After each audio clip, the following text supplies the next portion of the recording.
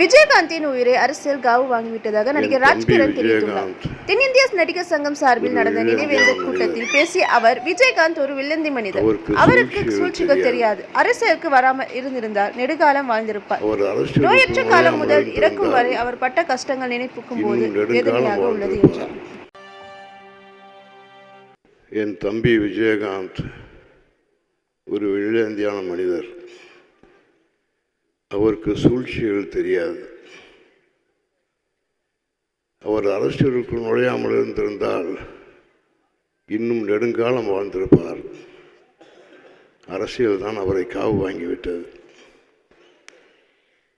அவர் நோய்வாய்ப்பட்ட காலத்திலிருந்து இறக்கும் வரை எவ்வளவு கஷ்டங்களை அனுபவித்திருப்பார் என்று நினைக்கும் பொழுது மிகவும் வேதனையாக இருக்கிறது.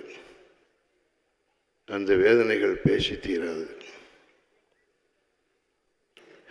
அந்த நல்ல மனம், அந்த ஆத்மா இறைவனின் நிழலில் சாந்தி அடைய எல்லாம் நல்ல இறைவனை பிரார்த்திக்கிறேன்.